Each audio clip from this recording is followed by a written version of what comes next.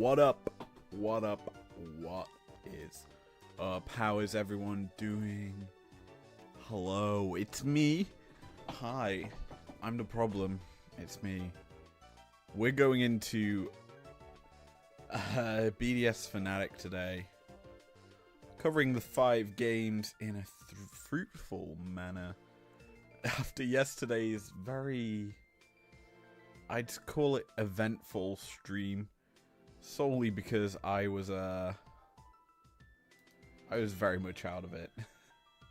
Today, not so much. I'm ready to do a 5-game series. And we're kicking off with Game 1.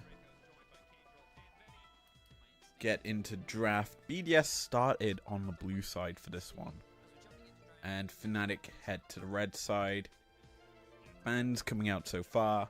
We talked about it, but the potential of the Talia flex, I'm gonna just do bang. Hi, welcome to the actual screen. You start with Talia being a big pickup for Fnatic in their last series, and with the fact that they've got a sub in Super Wanda, you kind of have to think this is a huge one for them, because loser faces Golden Guardians in an extra series. We know that. And Talia, Poppy, Xayah, all big picks at the moment that kind of dictate how teams want to play. As for the removal from Fnatic side, the Zeri, the Rel, and the Tristana, leaves open the Maokai, leaves open the Ivan, both of which can come through for either team. But Fnatic respond with something unique. They give Jace to Humanoid, their big pick that they've gone for. Yesterday we saw that champion banned out exclusively by G2 against Mad. And Razork here has locked in a Karthus. So the idea of this pick is you just want to scale, reach late game, pop the amount of AP burst down to kind of nullify the healing and effective shielding that the Ivan will do.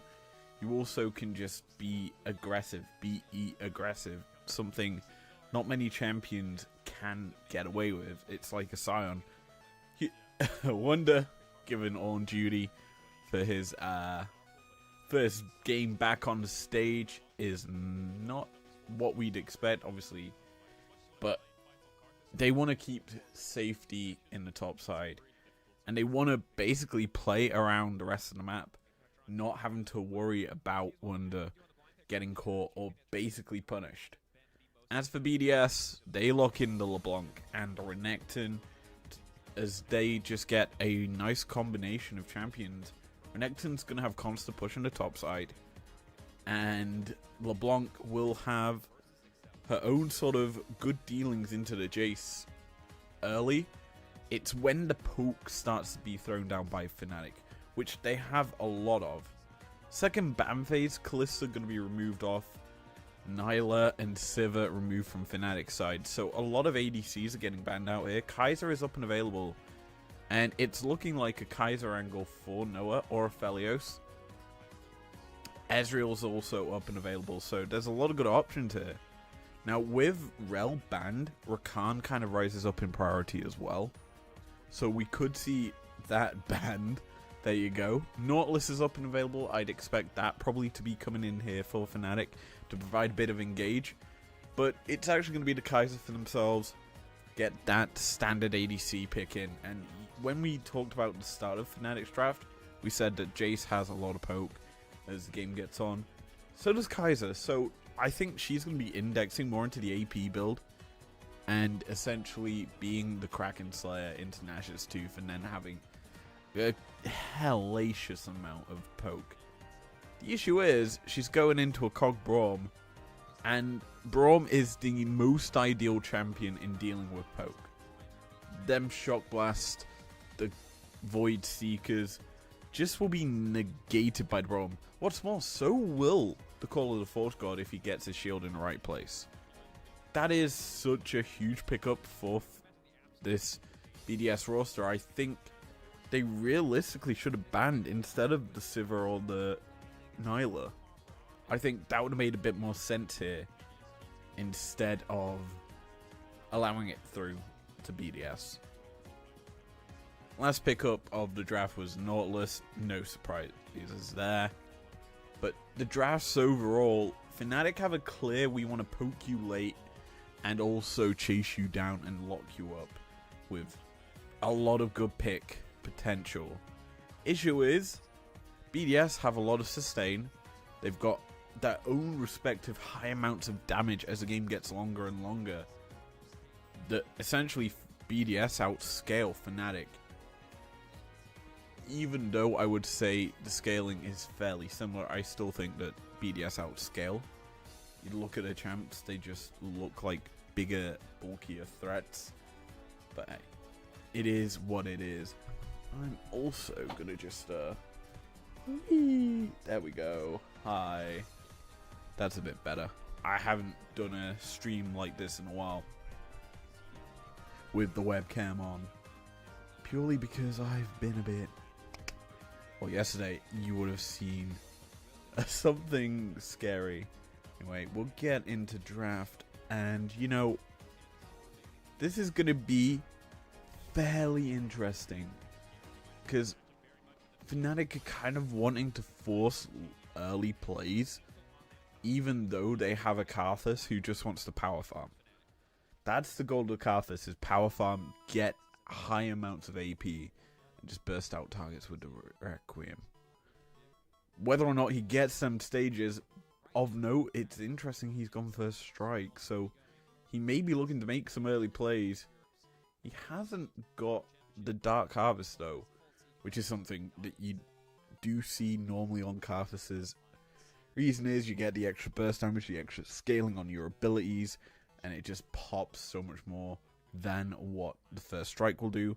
However, this is more so to get the extra on like first hit damage, as well as the gold in flux that this item gives, well, rune gives. Checking out the starts, it's a fairly standard fan of 5 across the board. There isn't anyone in the top half of the bottom river for Fnatic because they've dropped a ward. And I think BDS know it, so they've kind of pinged it just a second ago, and are kind of being a bit more safe around that area. Now, Adom's getting a decent and very sneaky ward in that Wunder should be aware of due to the way that Adam pathed to lane. He took a very close pathing to the wall that's nearest Wunder, so yeah, you kind of know he's been into your jungle and probably got a ward. He'll probably, and this is where you have to think where the ward went. You'd probably think it went onto the Raptor camp, not Raptor, the red buff, and not onto Raptors. So we may see Razork's path go from bottom half Gromp into Raptors into Krugs, and then get spotted on the ward and then go to red.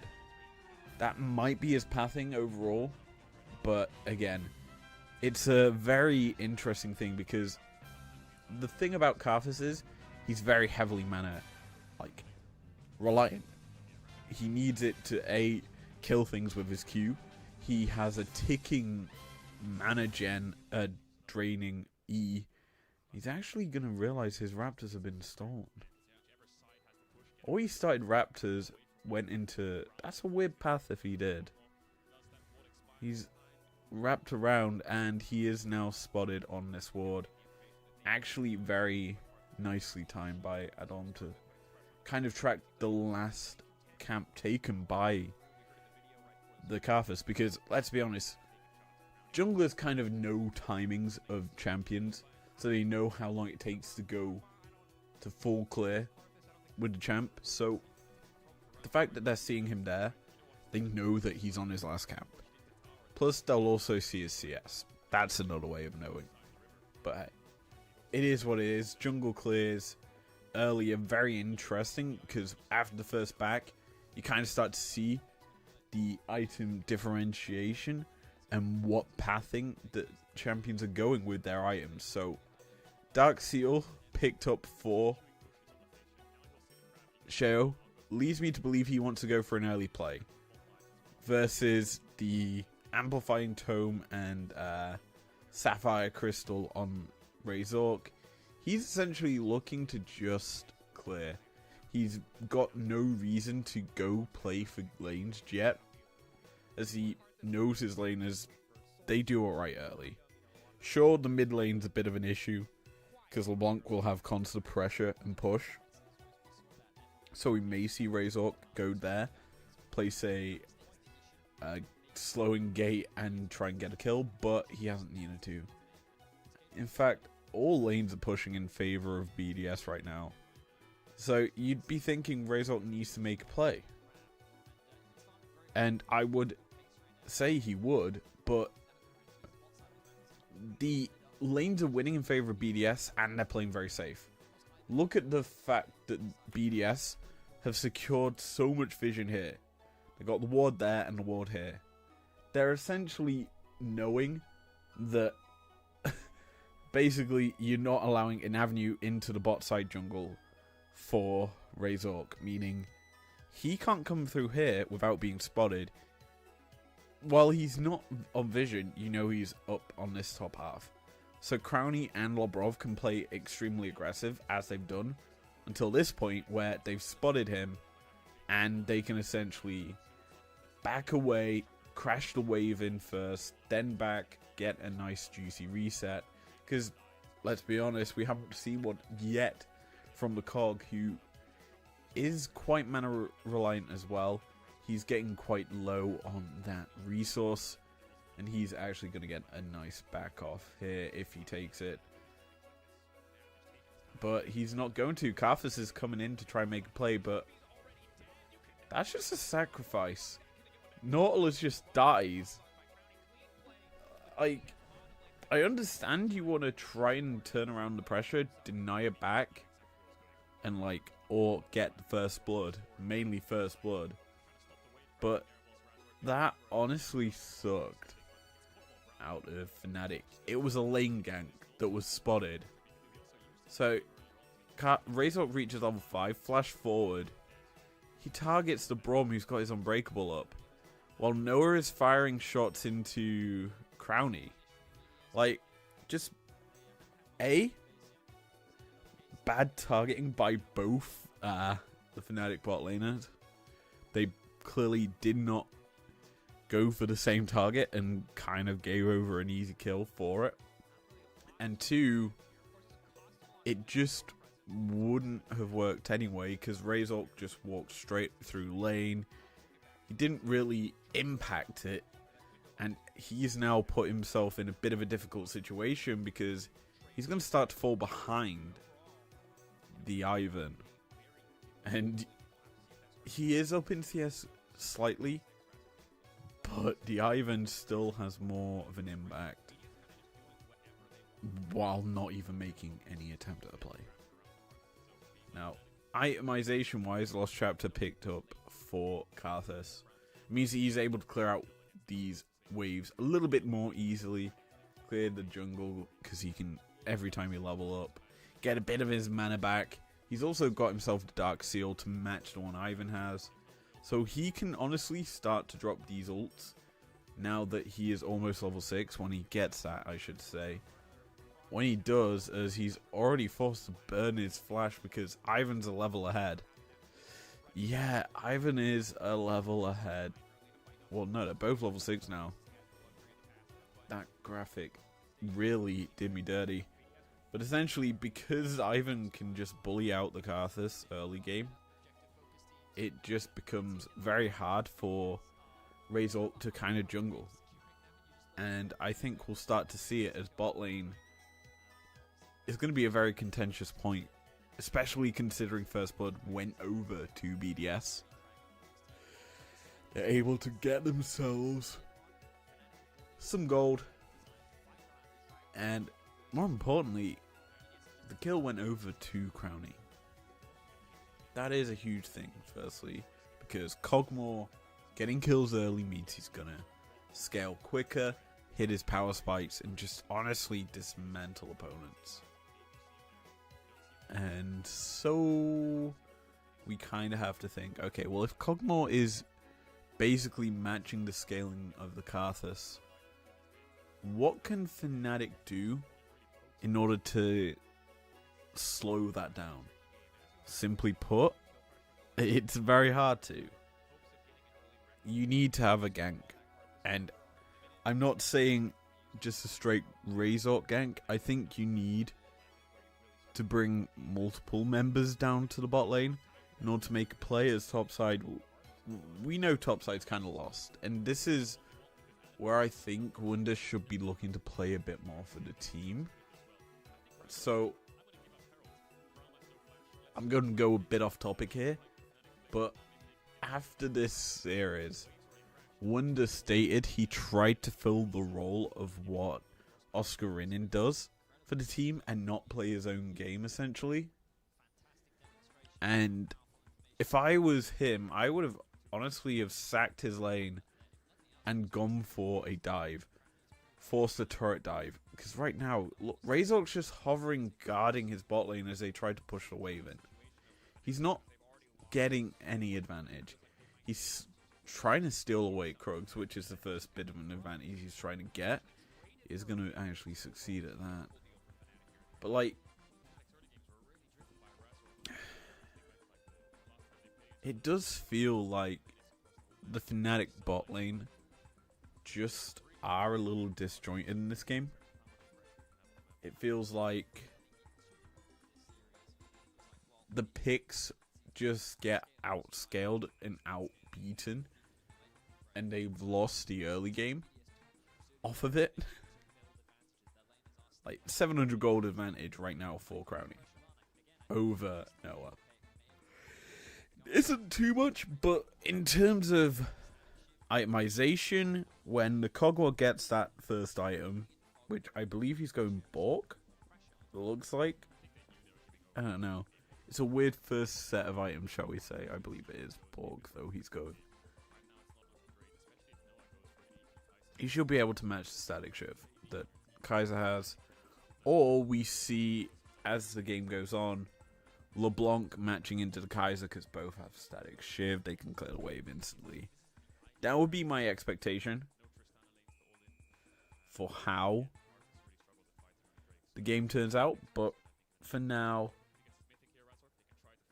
it is staying in a simplistic 2v2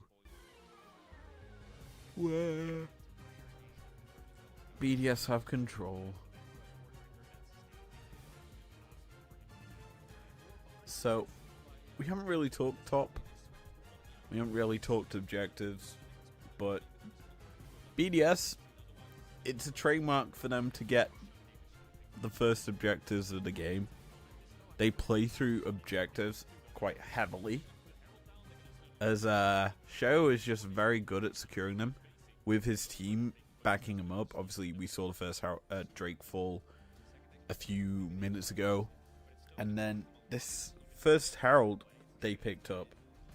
You can start to see Show is now looking for a place to drop it, which he finds in the mid lane, and this is probably the most ideal place for them to drop it because this is the most even lane there is right now. And so keeping or trying to get Nuke into a more advantageous position always good. It means that you're going to be able to continue to apply pressure to the Jace, keep him in lane longer. Because right now, Humanoid can't even respond to this play that BDS is setting up, because he's forced to clear the wave. And with the fact that Herald got dropped in mid, it means the turret is quite low and could quite easily fall. Now, obviously, top side, there's essentially just a massive diffy in the top lane purely because it's on into Renekton. Renekton's always going to have pressure. Ornn isn't here to build damage to match the Renekton. He's here to build tanky, sustain through the opposition, and just provide his team a front line that can deal late game damage, as well as obviously set them up with the ulti. Now what we're seeing right now is the setup for the first fight around Drake is finally Fnatic are trying to contest it, but they're just diving into their death. It's a really good call of the Forge God. Fnatic already lost one member. The Requiem comes through, isn't going to get a kill. Instead, it's going to be a 2-for-2 trade in the long run, as the Kaiser and the Ornn picks up a kill for Fnatic. As a whole, 2 members fall on either side, jungler and support for Fnatic, and the entire bot lane for BDS. I think that is the most beneficial kills you could get if you're Fnatic, other than, say, the mid laner. Getting the ADC this early is quite good. But we watch this fight. Razork's nowhere near the pit. He's also sectioned away by the brush, so he isn't going to be able to steal it. Now Karthus doing Karthus things with his ult. He gets in an alright position, because it means that if BDS want to dive onto Fnatic, they're going to be fighting on top of the Karthus E. It's a decent ult. Unlucky he doesn't get a kill with it. However, any kills that come now for Fnatic, Karthus is always going to get an assist. And so when this first kill comes through, he gets some nice gold. It's a good play out from Humanoid there to do a lot of damage. But it is Razork in the long run who actually gets the most damage done in that fight. That was pretty exceptional. And with it, he's got his Leandries, got 2 stacks in his Dark Seal. That's gonna mean a lot more burny, a lot more damagey sort of spells. And, you know, with that, it means more scaling. And it kind of nullifies some of what BDS have, as the scaling that Karthus will be showcasing in this game kind of relies quite heavily on kills. With the fact that he's going for Dark Seal, it does mean essentially he gets to burn more people with that item. Now, coming into live, what we're seeing is Nuke being a menace on sides. Because A, Wonder cannot, like, match him. Humanoid's getting to a point where he can't match him. So, I think what we're going to be seeing is BDS trying to just utilize their extra sort of damage, as that's a good pick onto Labrov. Their extra sort of strength in the solo lanes. That is what BDS want to utilize here. And with Static Shift picked up on LeBlanc, she's going to be clearing waves quite quickly. Obviously, she's also got 3 stacks in the Dark Seal, which is fair enough. It's pretty good for her. 4 stacks for the Karthus. When did he get the 4th? Probably then when they just killed Labrov. That's probably why. He also got his first kill. That's a good thing for him as well. Dom gonna get a nice clear up of the wave in bot lane. Deny the push. Big issue though, mid. That turret is exceptionally low after the Herald crashed in earlier. So we could honestly see BDS put pressure, group up 5-man stack, take that objective. But they're not focused on that right now. They're looking for their 4th objective of the game. As the second Herald has spawned. Labrov once again caught and knocked to the ground as he gets killed off, but on the other side of the map. And Dom's just playing sides. He's able to pick up the bot lane tier 1. That, I think, is a worthwhile trade for BDS in terms of the towers. Issue is, giving over a kill, yeah, that makes it less worth. Daisy gonna be sent forward to try and deny the backs of Fnatic. Gonna do a good job of that. As we watch it again, This looks like a scary position, purely because Trimby misses his hook. If that landed, we would definitely thought, yeah, Fnatic easily win the fight. But it's this follow-up, the big snipe out from Wonders called the Forge God, means that Labrov is unable to escape. So Fnatic get to punish and get a kill. Another stack into Karthus's Dark Seal. Drake up now. So we're going to see a fight. And look, BDS already quick to set up for this objective. As it spawns, 3 members here, 4th on the way. Obviously, LeBlanc wants to play in a more flanking position, so it makes sense for her to be out of the way. Adom's not here because he's pushing in side, I believe. I don't know where he is on the map. Yeah, he's pushing in the bot lane. And this is a dirty position, a very, very dirty position, because you've got the threat of the LeBlanc coming into the backline very easily, unspotted as well, because there's no vision here for Fnatic. You've got Adam coming from this side, so you're kind of forcing the Fnatic lineup into a choke point. Well, yeah, you kind of want to fight in that if you're Razork, but the rest of your lineup doesn't want to be pinned in. And so here comes Nuke on this side. Gonna get on top of Humanoid and kind of be a mess.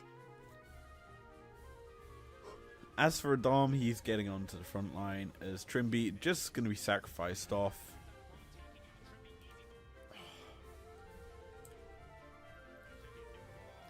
Just watch Crowny. He uses his W. Just gets the free firing him because there's a control ward on the blast cone. Basically, it becomes nigh on impossible to hit the blast cone. So, Wonder falls because of it. There's no way to blast him to safety. And that is a very clutch play out from BDS. It's a little micro play that you wouldn't normally notice. In fact, I didn't really notice it in live. That ward does so much for BDS in securing an extra kill, securing themselves soul point. It's Ocean Soul. With this lineup, it's just GG if they get that. There's no other way to say it than Ocean Soul wins the game for BDS if they get it. This is just a great pincer. Humanoid jumped on immediately, unable to join because of the chains land, so he isn't able to jump in or do damage. He's just running, forced to flash as well. Humanoid basically was there to do nothing, and you could kind of notice it as it's great movement from Nuke to deny his opposite number any sort of form of damage in that fight. And I think he got one shock blast off, that's it. So he probably did about 400 damage at most in that fight. 20 minutes on the clock. Baron is up and available for both teams. Honestly, I think BDS's Baron isn't the best. You've got the Cogmore and that's about it. That's good takers of the objective. The rest of their team kind of suck at it in comparison to what Fnatic have. They have a decent Baron taking squad. So, who knows? Maybe we see them take the objective as finally Fnatic going to get a bit of push. They get the Herald crashing into mid lane tier 1. Not going to be able to pick up their first turret of the game, however, as the response from BDS is quick enough to respond and deal with the Herald. Now, BDS know that they have firm control of the game. They've got a 3k gold lead. It's a marginal lead, granted. It's not like what we saw yesterday between BDS and, not BDS, G2 and Mad, where both teams get to astronomical leads early in the game. But here we got a Baron being baited by BDS. They are going to go into the pit, clear out the vision, and they're just baiting. They're trying to force Fnatic to overstep. force a mistake from the opposition. That's the name of the game here. BDS are very good at doing that. They need to essentially continue to bait Baron. And to do that, they need to clear the mid wave. Then they get to walk into the river, clear out any sort of form of vision that Fnatic have got to nullify their effectiveness around this objective. And now Fnatic are forced to respond. They need to check it. They use the blue skittle in order to see, hey, BDS aren't on this objective, we'll just have to back away. Because they can't take it right now. They know if they step too far forward, they just die.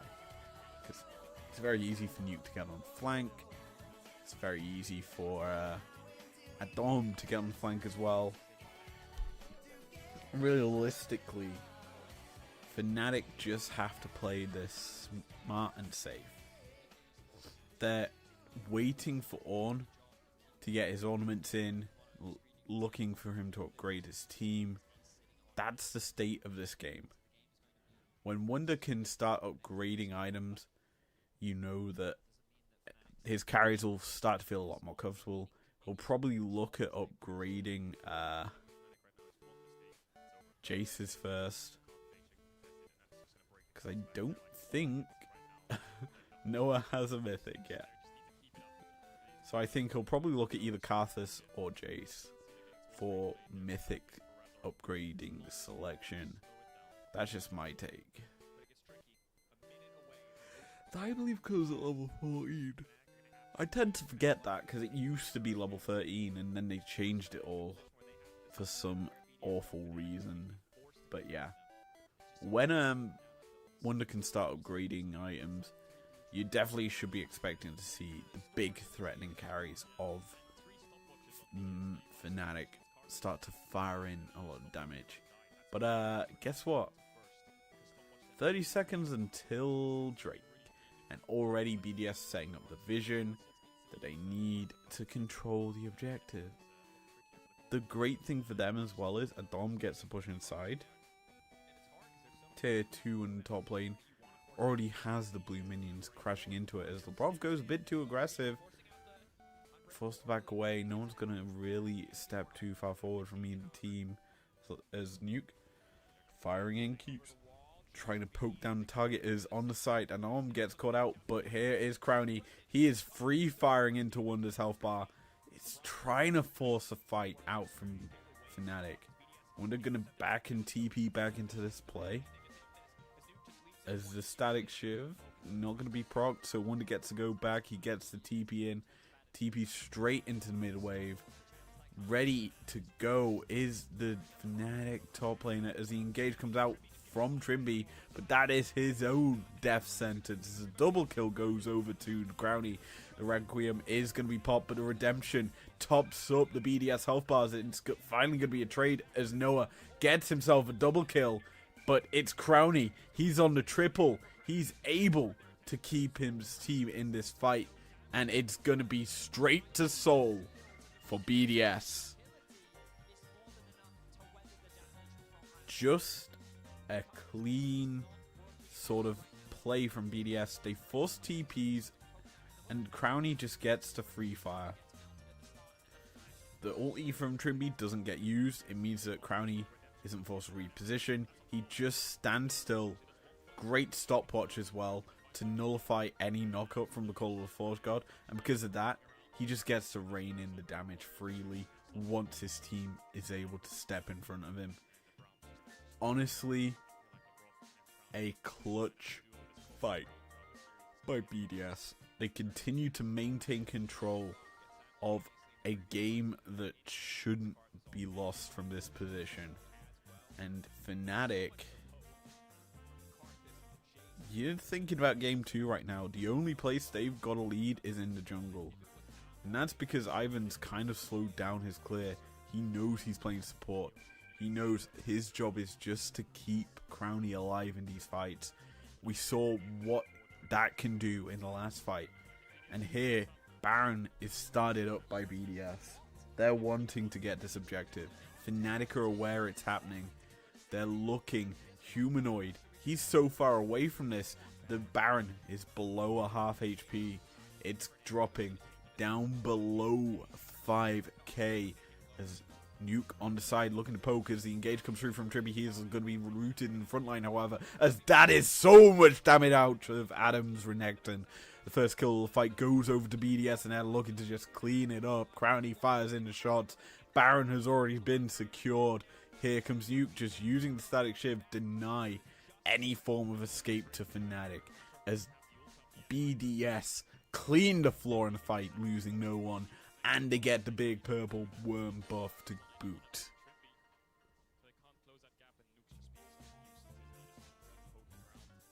So watch this again. Humanoid basically not here means that Baron drops pretty easily without a contest from Fnatic. Then you just see the mass amount of damage that Adams Renekton is able to do when he gets on top of him. Just queues them all. That means that he is buying time for the rest of his team because A, it forces Jace to knock him back, use his E. So the rest of BDS's frontline can go in, the Braum can jump in forward, and as well as allow the Kog'Maw to reign in hell. We need to take a look at that build. He's got Rageblade, he's got Borg, he's got his more Malmortius. Honestly, Crowny, all you're missing is a Hurricane, and then your game, it's your game to lose from that position, because Kog'Maw with 4 items just would be a menace. I would have preferred, personally, instead of more Malmortius, the Hurricane in that position. It just means that you're able to dish out damage quicker in team fights compared to having to deal with, obviously, the reason you build the more is to deal with the Karthus poking and being his prime focus, essentially, as Wonder has upgraded the Leandri's Torment into whatever it's called, the Mythic Masterwork item, whatever it's now named, I don't remember, but essentially you kind of are putting all the eggs in one basket if you're Fnatic here by showcasing, hey, he's our main damage dealer, we want him to do work, as Ivan lands the Q, locks up Razor, knocked into the air by Daisy. That's the first kill to Nuke, as Crowny firing in shots. Wonder is dropping low as more and more targets are just being rat-a-tat-tatted by Crowny. This Kog'Maw is insane, the living artillery being dropped, but he does not need to get a kill here as BDS just continuing to push into the base, opening up the mid lane, getting themselves the inhib there, as bot side, they're looking to repeat the exact same thing. Top side also falls. This turret is the only ones left for Fnatic. The Nexus is almost going to be opened up here as the first kill comes back to Crowny. He kills off Trimby. He is unstoppable. Wonder, you have no way to get in. You're forced back to the fountain, my friend, as BDS take down the Nexus in a very dominant fashion in game 1. It looked like Fnatic had no way to play this game, and it certainly was showcased to be that. Pretty simple game, to be honest, from Fnatic, BDS. Outscale the opponents by getting bot lane ahead early. The simple story, control the objectives from that point forward. It's just a BDS game from start to finish. It's how they've played throughout the entire year, and no one's really been able to stop them. Anyway, game 2. Let's take a look at draft for game 2. Oh boy.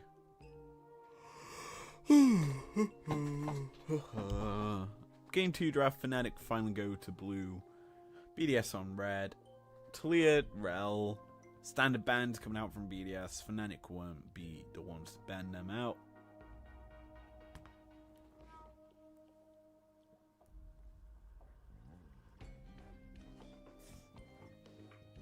Maokai actually going to hit the ban bench, and Sedge going to hit the bench. This is kind of forcing BDS's hand to ban the Ivan. There you go. Remove the champion. And there's 5 jungle bans if you think about it here in this game. That's insane. To think that jungle has that much authority on this game. So, this is where, if you're Fnatic, you're trying to think, okay, how are we going to approach jungle here? What is going to be locked in? Because you're going very far down the tier list of viable junglers. And BDS, well, what can they go for here? What are they prioritizing? What do they want to get for themselves? Obviously, Tristana is locked in on Fnatic's side. That flex pick between mid and bot is always good. It has also, because of the fact there's so many jungle bans, Xayah has slipped through the ban phase, and Poppy as well slipped through after game 1. That is huge, because that champion negates Tristana to a T. BDS getting a decent draft already. What's Fnatic's response though? Also, the big thing about Poppy is she's a flex pick in her own right between top and jungle. A lot of flexibility between these picks as Karthus once again locked in for Razork. Obviously, you need a bit of AP in that jungle, especially when you're pairing it up with a Renekton top. So much AD AP combinations here from Fnatic. I like their draft so far. Yes, you kind of know where things are going, but well, BDS have kind of done the same thing, showing their hand of ADC, jungle top, and also mid. Whereas Fnatic have got ADC mid, jungle, and top. It's kind of a role reverse, and I like BDS's draft right now purely because they're trying to negate what Fnatic want to do with the fact that Triss can rocket jump in and out and get in and do work. You've also got the dashes, the slice and dice out from the Renekton. Cassio and Poppy's entire kit is based around negating dashes. So I like this a lot for them. Personally, I think this is a good combination.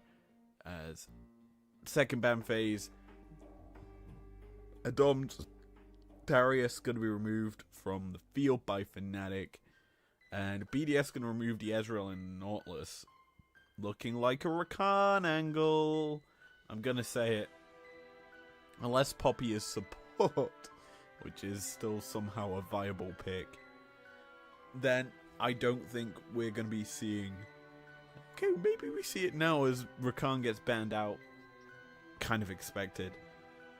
So what's left up and available for the supports? We may be going Enchanter meta, honestly, as Jax going into Renekton, throwing the gauntlet down. That counter matchup always is an interesting one to watch. Saw it yesterday, I do believe. No, we didn't. We saw Kled into it yesterday, and Kled absolutely demolished the Jax. Fnatic, what's their rounding out of the draft gonna be? Aphelios for Noah, one of its most played, highest win rate champions. I like that for them. And their support is going to be Braum. Just lock in the Braum. Screw it. Actually, I would like the Braum or the Alistar. That'd be another thing, because you kind of basically are saying we're going all in. And it is going to be the Alistar. BDS honestly could lock in the Braum here. As much as I don't think it is a viable pick in terms of how they want to draft, because they're going to be very defensive and have not really that much or offense, it does scream like a good pick purely because of what Fnatic want to do. It's basic. This draft, the entirety of this draft is attack versus defense. You got a very attacking draft out of Fnatic and a very defensive one out of BDS. Kind of what I would call a role reversal of game number 1 of sorts. Fnatic wanted to play a bit more defensive and poke you down from range in game 1.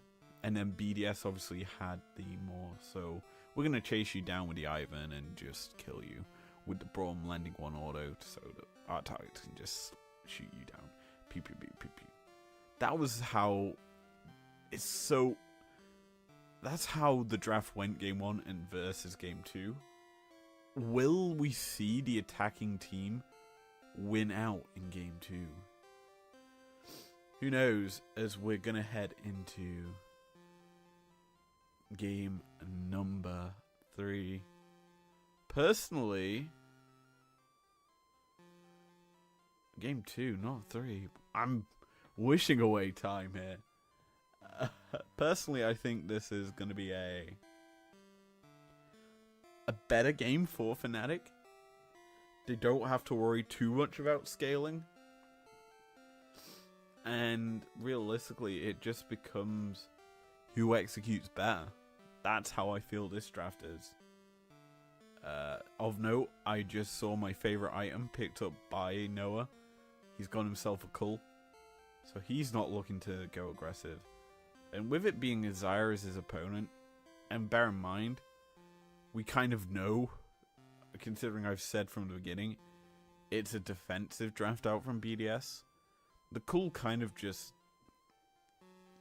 You basically show your hand saying, hey, we don't care if you're going to play defensive, we're just going to farm.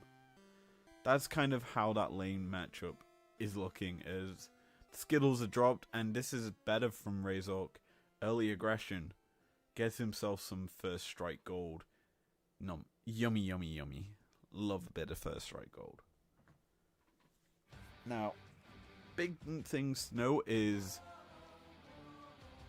Fnatic are going to spot that ward? They aren't. So didn't spot the ward. I was a bit intrigued where Noah got that value goal from. He might have spotted another ward being dropped. But essentially, Fnatic don't know that BDS have vision on the Raptors once again. Same thing as game number 1 where Adam got the ward in the Raptor pit. Clearly they know something about Fnatic not checking the Raptors or clearing the ward there. So I like this overall from BDS. Means that they're able to get some tracking of the opposition and realistically punish how they want to play. I like it. I think they'll have their suspicions considering the bot lane of BDS went aggressive to get the vision down and force Trimby away. But hey, it's a good play overall from them because they get themselves knowledge of where Razork is mid. Both laners going exceptionally low. Obviously, health pots are ticking. They'll heal themselves back up. Karthus is clear. Gonna be known. But this is a good ward from Wunder. Gonna spot the potential early dive. You don't dive Wunder though. Counter-Strike used. First blood over very easily to BDS. Nice play overall from them. Just disregard the ward. Just go straight for the dive. Clean. Pretty easy. Wunder has to clear up a very big wave now on the tower, so he may lose out on some CS. The issue is, though, plays on the other side of the map are happening. Razork gonna steal away the blue buff with Trimby playing bouncer, and I think Sheo kind of knows or is aware of that. Good ward out from Fnatic to spot the poppies. Potential play to the mid lane. Oh jeez. But essentially, what we saw there was Poppy start to path towards the bot lane, then switched up her route to the top side of the rift. Essentially, that kind of means that she knew that probably her entire bot jungle has been stolen away by Razork, and that is a huge thing. It's a buff for Karthus in a sense that yeah, you gave over first blood, but you're still up. You're up 100 gold, slightly even, but you're up 100 gold if you're Razork still. So the first blood really has been negated due to the fact that there's a massive CSD in the jungle. And you kind of have to think, well, Razork in game 1 did not really utilize the Karthus aggressively. He was kind of just there. And so, will we see the same sort of power farming, sort of pathing, just trying to get more and more gold as quick as possible? I think we probably will. However, I think we may also see a bit more aggression out of the pick. Purely because he needs to, as mid lane. That's going to be the slow put down, flashing away. It's going to be Shayo, but he is unable to escape Humanoid's rocket jump. That's a kill over to the mid laner of Fnatic, as well as an assist to Razork. This is the aggression we wanted to see from Fnatic in game 1, that they just weren't able to show. And now what we're seeing is a Karthus hitting level 6. He is a full 2 levels up on his lane opponent. Not 1 level, 2. And so now you have to think, well, because of that massive difference, we should probably start to see a potential gank. He's actually the same sort of level as the rest of his solo laners. He's a higher level than Wonder. This is a really, really accelerated Karthus. And I think because of that acceleration, we may see him make a play for this objective. Fnatic probably will want to contest it. They know BDS love to go for these earlier Drakes. Love to make plays like that. I think it may be a little bit harder, considering BDS got the earlier roam and secured this Rift Scuttle, or Scuttle Crab. But they're still going to go for it. They're still going to try and secure themselves first Drake. It's actually not going to be contested. This is a huge change of pace, as I don't, other than the one Herald, Fnatic got nothing in game 1. As, oh, it's this play. The Wombo combo into Noah's Grasp. That body touched 4 people before it was slain. Great play. Great play out of Fnatic. We'll get a replay of it, I know that for certain, because it's the only thing people have really talked about this week in terms of League of Legends. As we see Brov getting caught out, trading between the supports. It's not going to result in too much, as Karthus is power farming away. Going to get his blue buff. Shayo spotted out on his roam through, but this is just rocket jump forward, flash, get the buster shot, knock him into Karthus as he... It's a bad ulti from Nuke because he doesn't land on 21. Probably because he's expecting a Humanoid to jump in on him, and he was trying to burst him out that way. But instead, Noah comes up, just gets one auto and kills him. It's a clean play. Very clean, as Engage comes through from the Alistar, getting on top of Crowny, who was stunned in place. But this is just lane trading, not going to result in a kill. I was getting too excited there. But yeah. A complete change of pace out from Razork. He's up so much CS now. He's stealing away blue buffs. He's got Shayo's jungle on timer.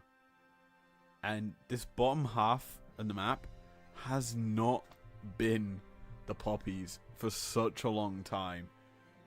We're starting to see Humanoid backing up his jungler, allowing him to make these aggressive plays. And this is a huge difference between game 1 and 2, is the fact Humanoid isn't on the Jace, which is melee champion. He's on a ranged, heavy DPS threat. And so this BDS lineup have to play a bit more respectful in mid. LeBlanc isn't in this game who could constantly put pressure in on top of the mid lane and roam. That's not the same story as game 1, and that's a huge difference in play. And already we're seeing gold advantages across the board for Fnatic minus the top lane, which is kind of expected because that's been left in isolation. An isolated top matchup where a favored matchup for Jax is turning out to be a favored matchup for Jax. Up a 1 grand, which negates essentially the mid lane advantage, as we may see a pick here. Trimby rammed into the wall, not going to be jumped on though by BDS. He just walks away because of it. Herald now on the table. Fnatic first the objective of sorts.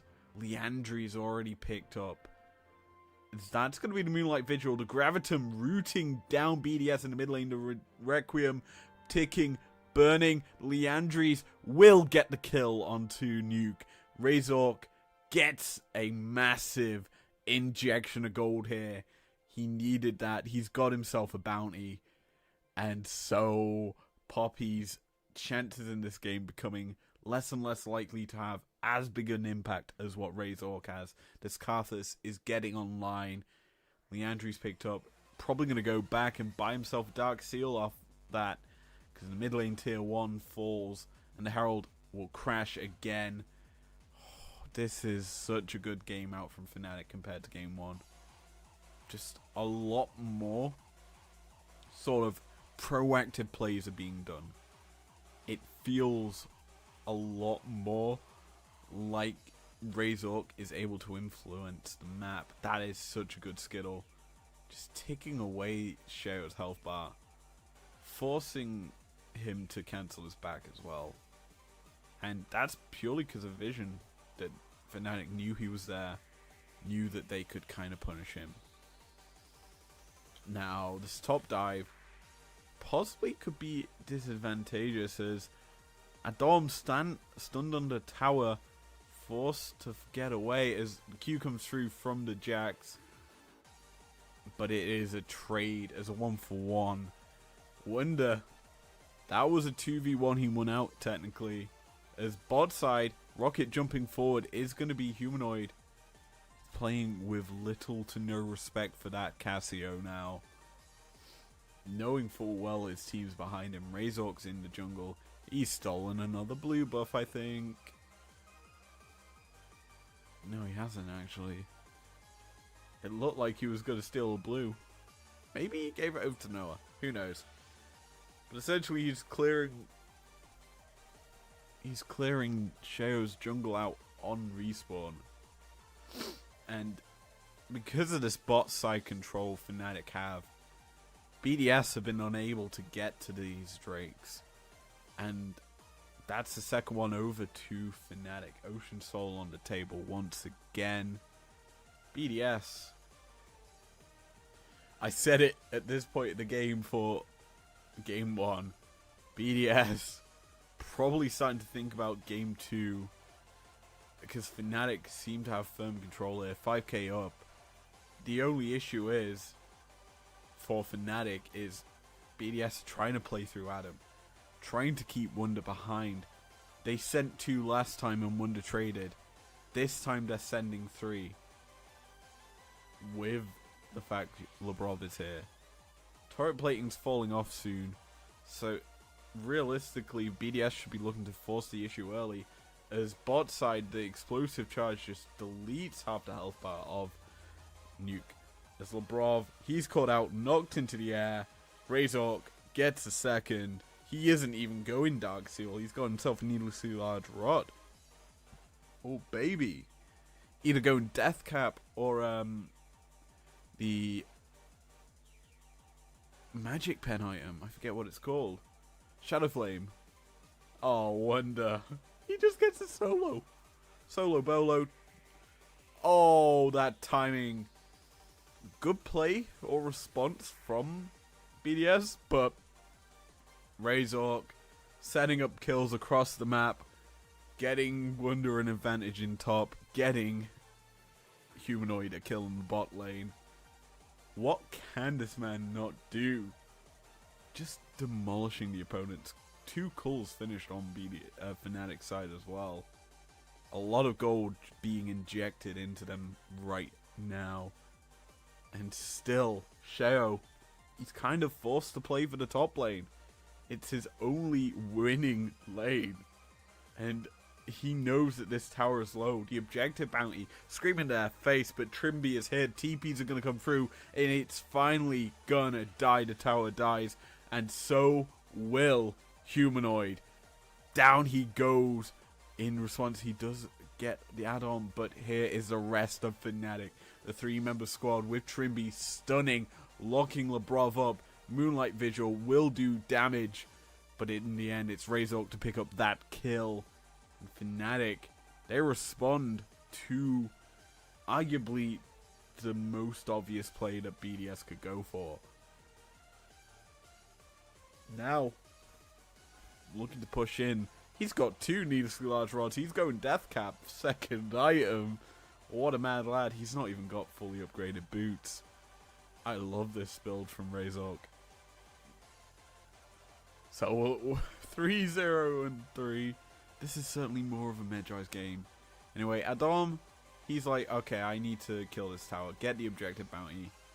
This TP comes in, but it's cancelled. So Wonder's stuck in the bot lane because the tower dies. He should have honestly TP'd to the minions. Humanoid dies because he died because of the Leandri's burn. Labrov oversteps straight into Trimby, who they knew were up there. So he just gets locked up, knocked up, killed off by Razork. And Fnatic continue to apply pressure across the map. Yes, they do lose out on that play in some regard, but they are maintaining aggression. They're maintaining a steady flow. Something they've been in need of. As Razork going to secure the 2nd Herald. Probably going to be traded here on the bot lane tier 1, because that's going to be a nice demolish proc out from the Jax.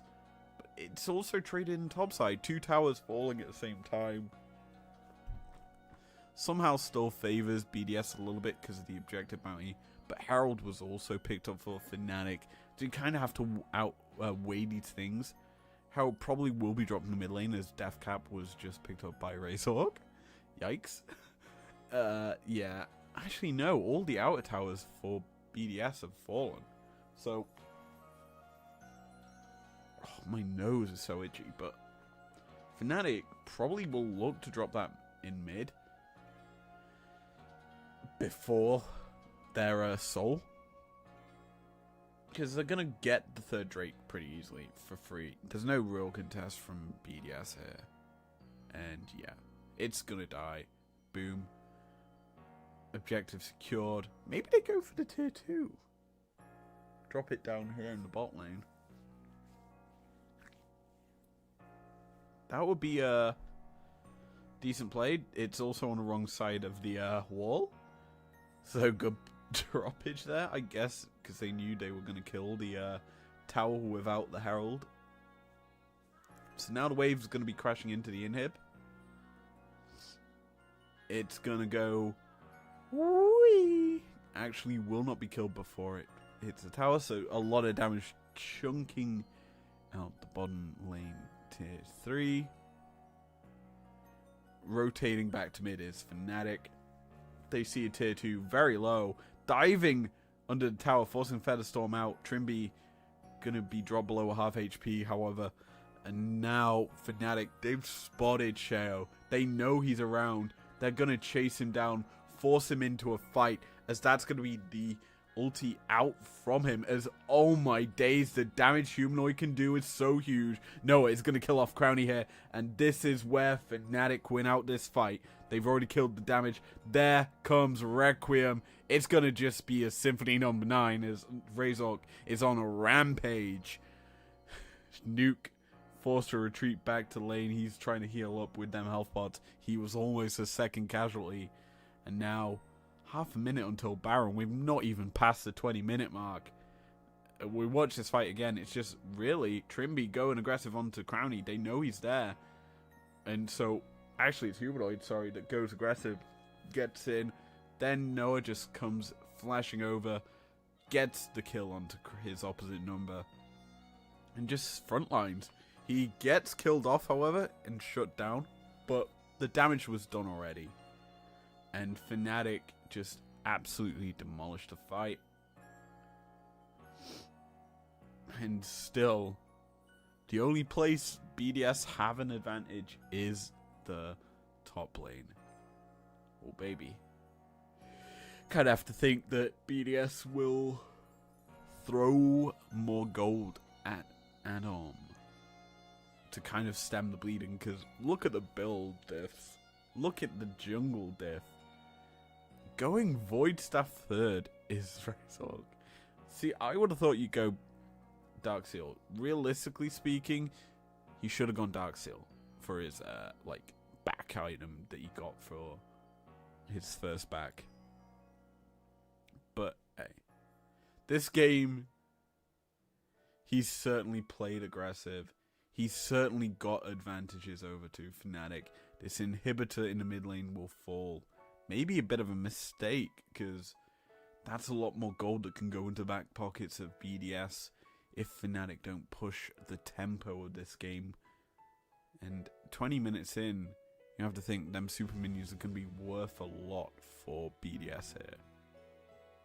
Now, arguably, I would say BDS should be a little bit worried, because Fnatic in this game have a very strong split push threat in Humanoid.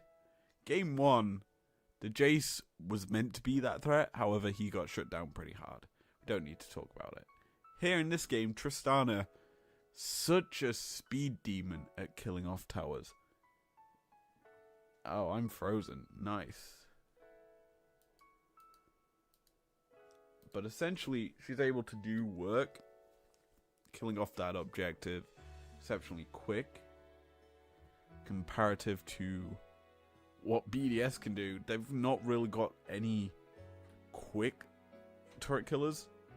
They do have good wave clear, but just not good tower killers. And so, personally, I think there's a great Q comes out from Trimby, gonna lock up the Braum, and there's Symphony number 9, the Requiem, kills off Labrov once again.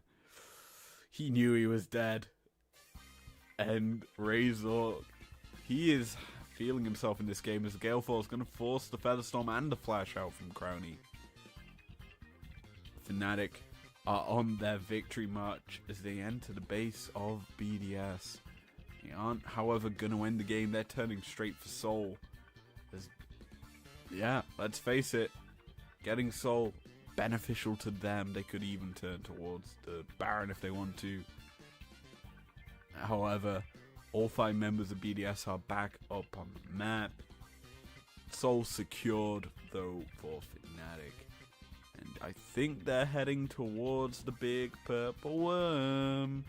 Well, Wonder certainly is looking to set up some deep vision to allow a TP flank for himself. He, in fact, is also hovering. Fnatic aren't going to start this one up yet. Dom actually split pushing right now. And wow. Razor, he's power farmed exceptionally well in this game. Absolutely getting himself ahead. Getting himself an advantage. Certainly a completely different story than what we saw in game number 1. Here. Oh, that's also really good work by Trimby. He just did not allow Shao anywhere near the pit. Adam actually going to do some work here, getting himself an objective bounty. But Fnatic, walking forward, they want to get this game over and done with. Baron was secured. This top lane tier 2 in their sights. You got both your ADCs up here who clear waves exceptionally quick. This tower is free and easy to kill. The victory march is on its way into the inhibitor tower in the top lane. Fnatic just demolishing this tower. Demolishing BDS's hopes in game number 2. And, you know, personally, I thought this game would have been a bit more interesting. I thought that running it back with the Karthus would have been a doomsday for Fnatic, because it didn't really work in game number 1. But they brought a different style. They brought a different edge here. And BDS's defensive draft certainly has been backpedaling all game. Not really able to go in. Not really able to do work. Just absolutely caught out by Fnatic. Demolished on the Rift. The Requiem's just going to be dropped for the funsies. As here they go. Forced to fight. They've caught one as the first kill of the fight. They're shutting Humanoid down. But the Nexus turrets, they're falling to the Baron minions. They're dying. Everything that BDS know and love is going. Wonder steps forward. Forced to retreat back, however. Inhibitor in the mid lane is going to fall, but Trimby is going to get the knock-up, going to kill off Nuke, who's the first casualty for BDS, but the kills, they continue to come through as Fnatic secure 2. They're onto the Nexus. They're ending game 2. This is over as Fnatic tie up the series.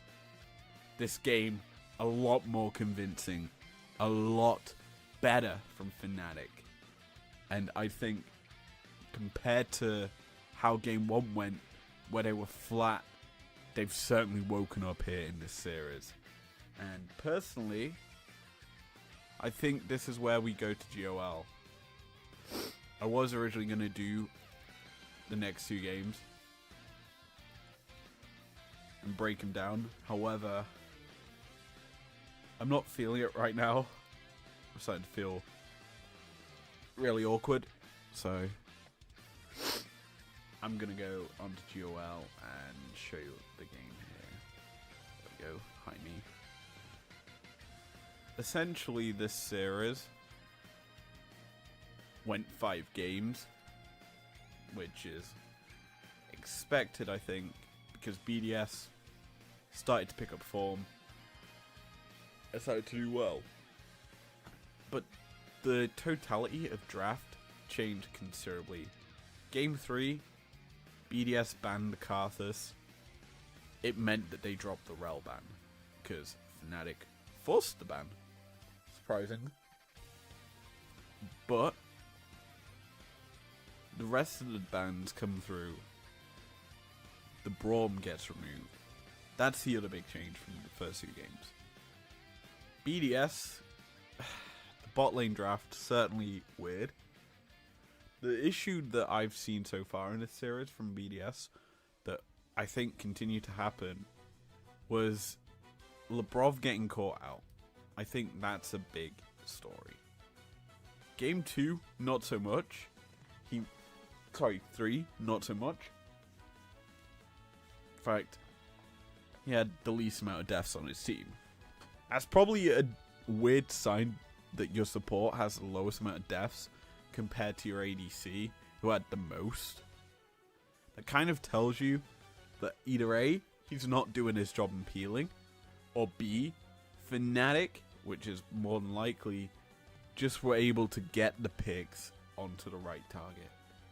The Nautilus hooks probably were working wonders, especially considering the kills that Noah has. It certainly looks like an inflation of gold went into their back pockets in the mid-end ADC role. Purely due to picks. And looking at Trimby and Razork's KDA, it looks a lot like them setting them up.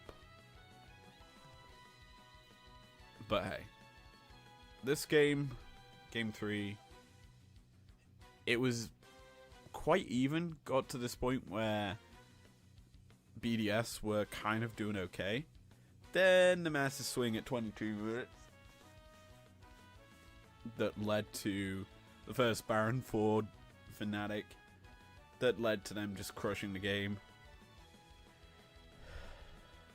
I'm going to be brutally honest.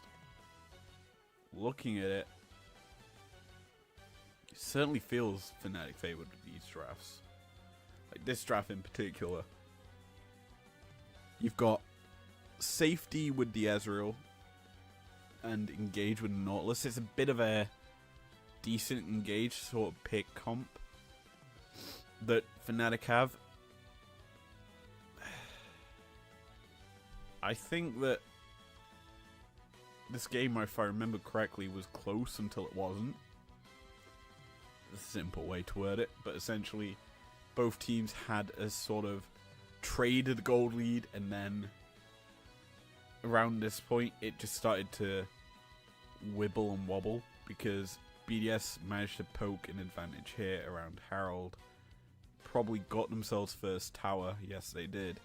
So they probably got that in that period, and essentially had a bit of a control. But Fnatic's ability to fight back in, if we will look at this, first tower 60 minutes top, yeah, I'm bang on.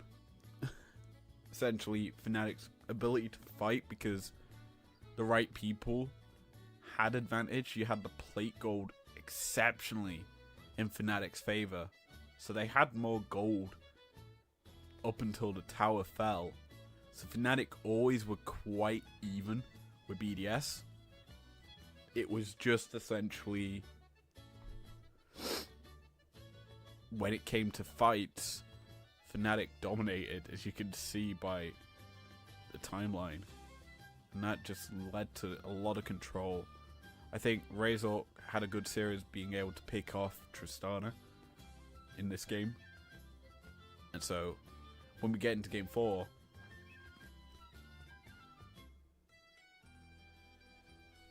a bit of a change.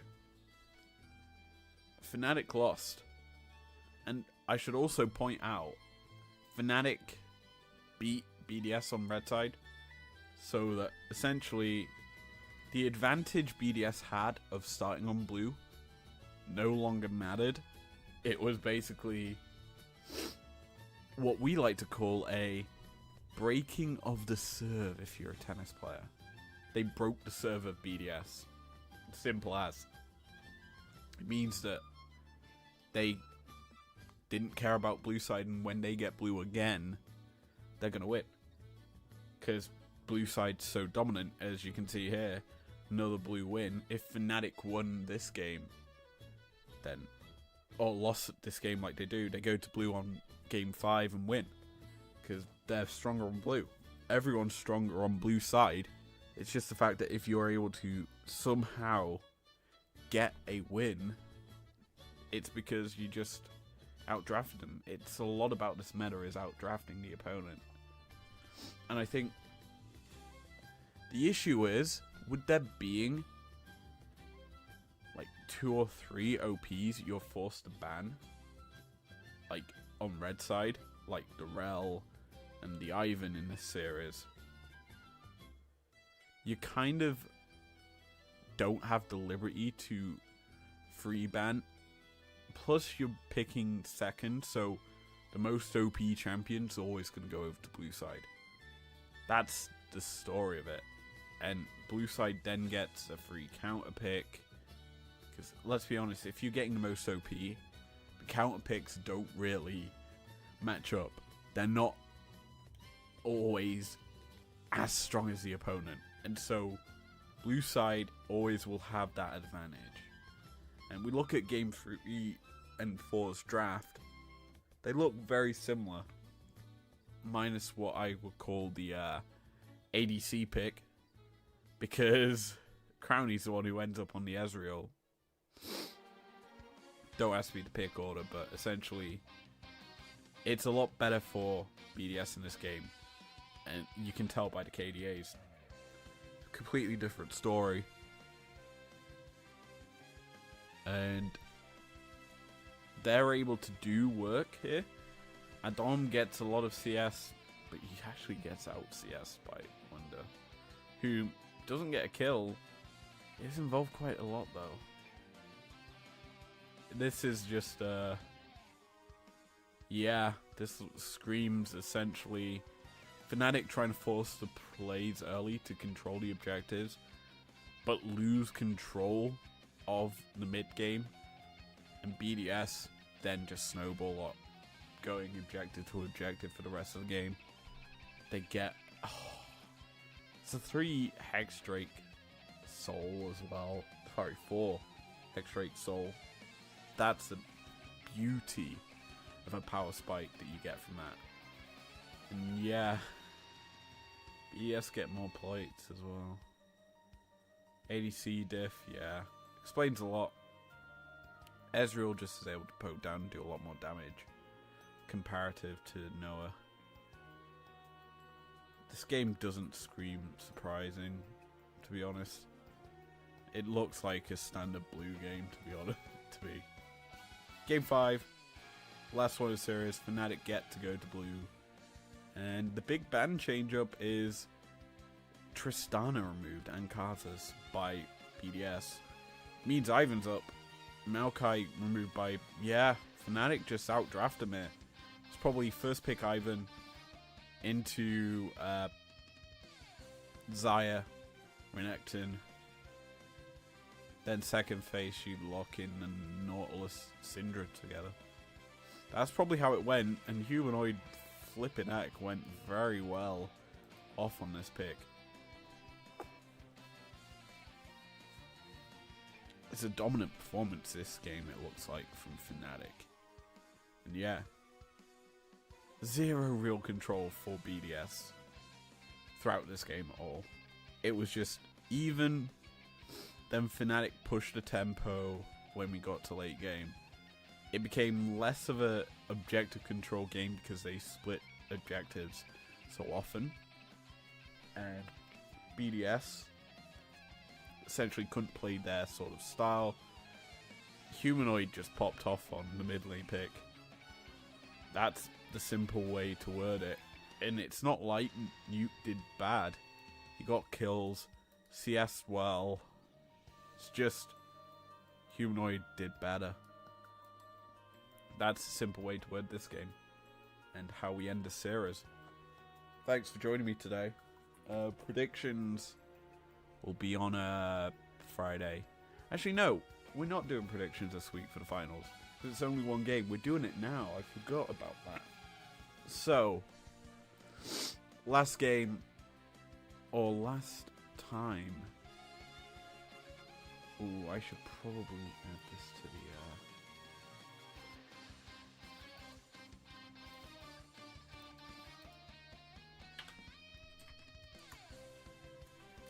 add it to the title.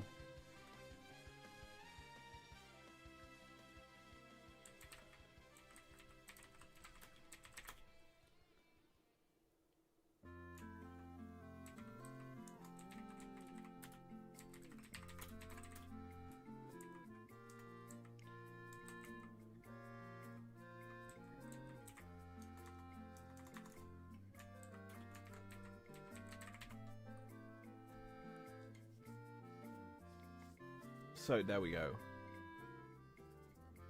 What we're doing now is a double prediction episode, but not for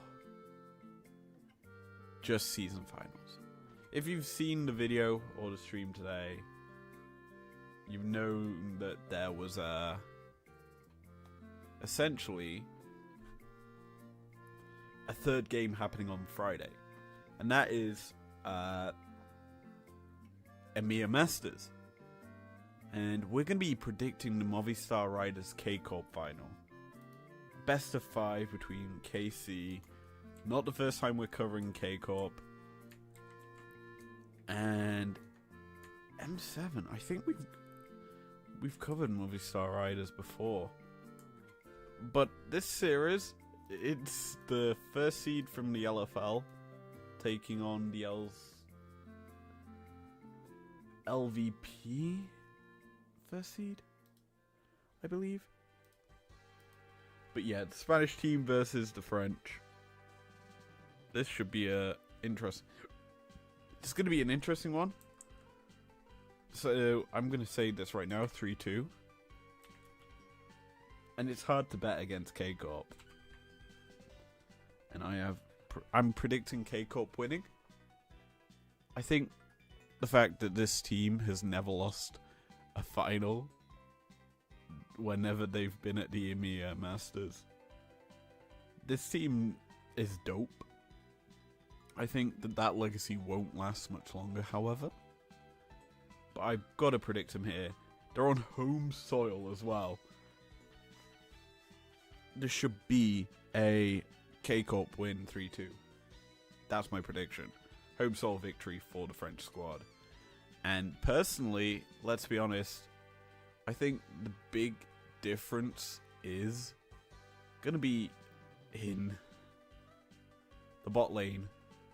I think with how Khalees and Targamas played against their last opponents, I forget who they were able to showcase a lot of flexibility in draft with that new combination of Nyla and Senna. Something no one really else is doing up until this point. And I think that has really worked out for them. It's why I think K-Corp will win. Let's get our second series. The one that matters more to me. It's Mad versus Fnatic.